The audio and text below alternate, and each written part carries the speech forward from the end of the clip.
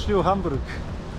Kišoviti Hamburg. Kišoviti Hamburg. Nalazimo se ispred Elbphilharmonije, građevina u pozadini.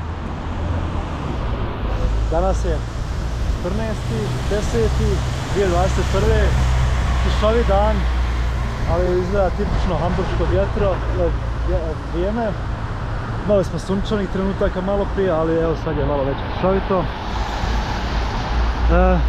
Ovo nam je zapravo drugi dan u Hamburgu. Jučer smo stigli, malo smo se dobili, malo smo upili atmosferu jučer, pa smo tek danas odlučili obilaziti znamenitosti. Prva znamenitost, ujedno i najimpozantnija, je Elbphilharmonie, izgrađena 2017. nakon 7 godina zakašnjenja.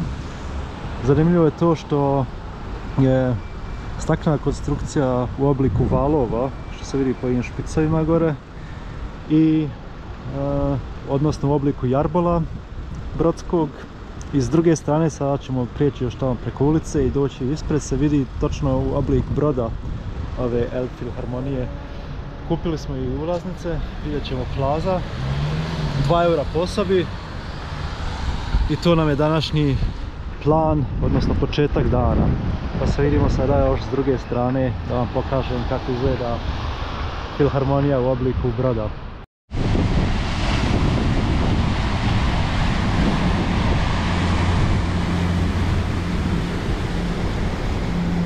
I tu smo i dalje ispred Elbphilharmonije. Ovo sam još htio pokazati da se nalazimo točno na početku Elbphilharmonije u obliku pramca broda. To je tako htjelo se napraviti zbog toga što je Hamburg jedan lučki grad, ako ne jedna od najvećih luka u Europi. U pozadini, odnosno ovo nam je Hafen City. A ispred nas je sjeverni tok rijeke Elbe. Nedaleko od ovdje počinje i Sjeverno more, zbog toga Hamburg ima vrlo povoljan položaj za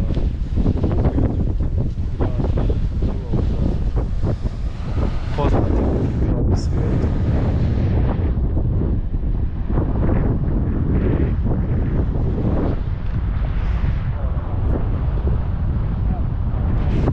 Ulazak u Elbphilharmoniju nam je od 12:30. Zbog korone i dalje imamo određene restrikcije. Što je sjever Njemačke ujedno za Hamburg jeste ta izgradnja sa ciglanim elementima svih građevina. U pozadini se isto vidi. To je taj takozvani Backstein ekspresionizmus, odnosno ekspresionizam sa ciglama. Aha, Tijana se bori s vjetrom. Jel ti lijepa Tijana? Je! Ok, sljedeći vidječak je vjerojatno sa plaze. Mislim da je to gore plaza gdje se vidi pogled na Hafen City.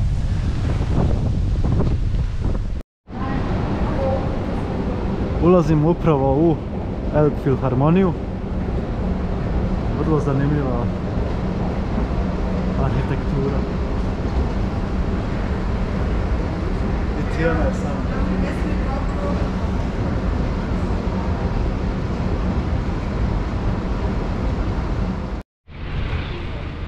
Popeli smo se na plazu Elbphilharmonije. U pozadini vidimo poznatu crkvu Michels. Druga građevina pozadini je Rathaus, odnosno općina. Ispred nas Sveti Nikolaj, sam Nikolaj Mahnmal, izgorena crkva za vrijeme Drugog svjetskog rata. Ispod nas građevine u ekspresionizmu.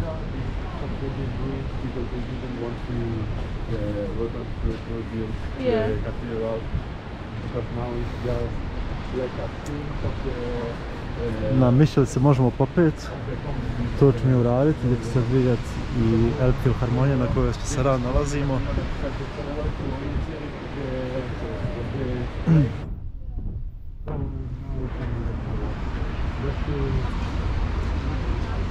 A s druge strane i dalje vidimo Elbu ispod nas sa dijelom hamburške luke.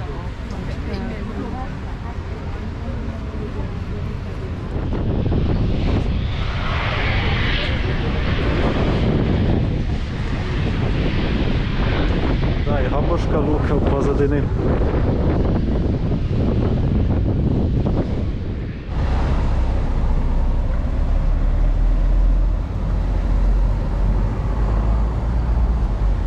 Da, nalazimo se na točci orijentalni tepih.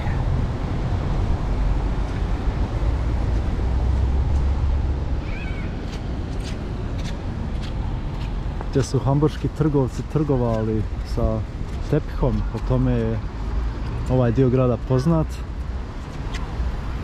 Nalazimo se u dijelu grada pod imenom Speicherstadt. Naziv je dobio po ovim zgradama koje vidimo tu, takozvani Speicher, što u principu znači lager, jer se tu dolazila roba tipa kava, čaj, začini. I s jedne strane su te građevine okrenute prema vodi, kao što ovdje vidimo, a s druge strane prema kopnu. Građene su i dalje u ciglanom ekspresionizmu, poznatom na sjeveru Njemačke, a danas se građevine ove više manje koriste za urede. A u pozadini, odnosno ispred nas, Elbphilharmonia sa svojim vrlo poznatim arhitektonskim valovima, odnosno krovu filharmonije. I Tijana je tu sa mnom. Jesi li oduševljena ovom točkom? Jesam, jako Jesam. se sviđa. Tepiščić. Tepih, da, orijentalni tepih.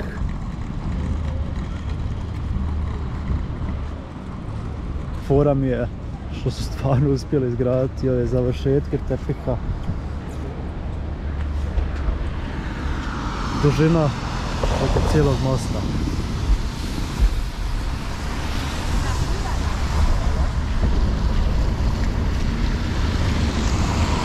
A sad želimo još ići vidjeti Landungsbrücken, odnosno gdje su se istovarali razni brodovi. U današnje vrijeme su poznati po svojim kiflama sa ribom, pa ćemo ići sada to još vidjeti. Još uvijek se nalazimo na obalama rijeke Elbe. U pozadini poznati ribarski brod Cap San Diego. A još dalje Elbphilharmonia, a mi se nalazimo trenutno na Landungsbrücken, staro pristanište brodova. Ispred nas su te građevine koje tome svjedoče, a i ispred nas imamo te brodove, dakle polaze dnevne ture, a još dalje u pozadini se vidi Hamburška luka.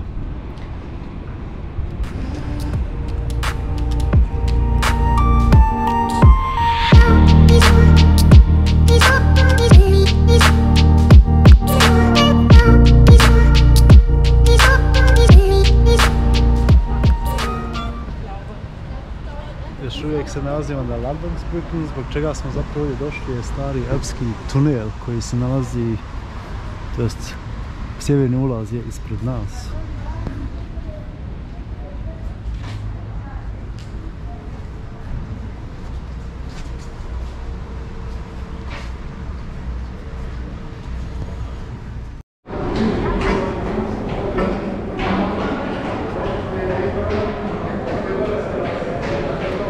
Smo u stari tunel ispod Elbe.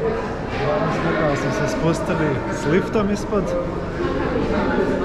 Zanimljivost tog tunela je što se s lijeve i s desne strane nalazi trotoar, a između kuda ja sad hodam je kao neki vid ceste, a s tim da auti današnji ne mogu tuda proći, ali prije, znači izgrađen 1911. godine, kada auta još nisu toliko puno bili rasprostranjeni, mogli su kočije, znači konjske kočije proći, to je taman ta dužina, odnosno širina za konjske kočije.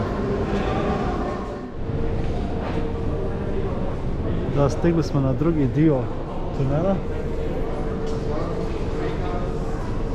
Dolazak i odlazak na 12 metara dubine je sa liftovima ili sa stepencama izgleda.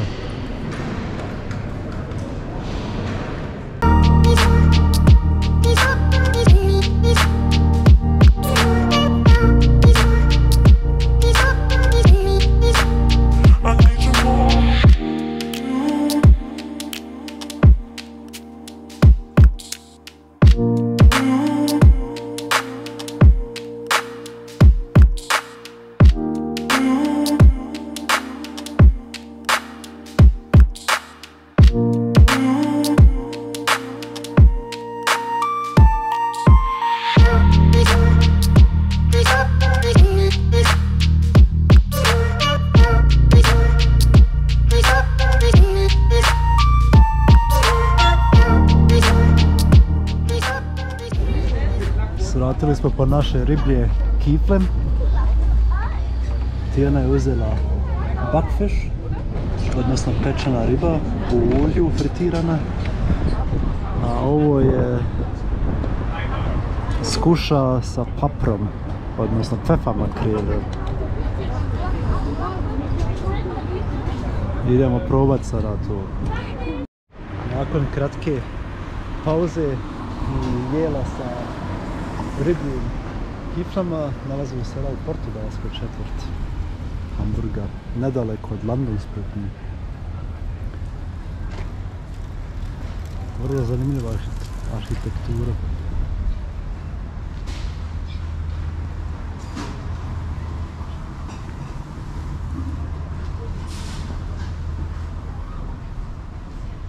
Portugalski restorani, sad nam je konobar rekao nam je rekao da je prije minutu da je 90% ovdje Portugalac u ovoj četvrti, a vidi se portugalski zastav.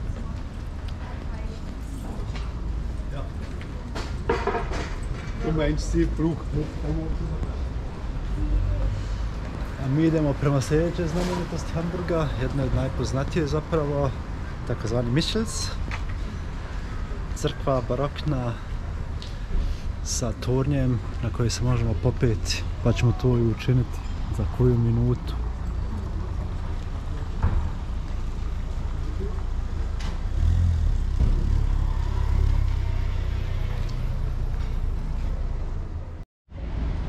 Ispred nas gledamo takozvani Michel, odnosno crkva Svetog Mihaela. Protestantska je, barokna je i jedna od najpoznatijih znamenitosti Hamburga. Možemo se popeti gore, ući ćemo također i unutra i idemo vidjeti onda pogled na Hamburg sa vrha tornja St. Michaelis.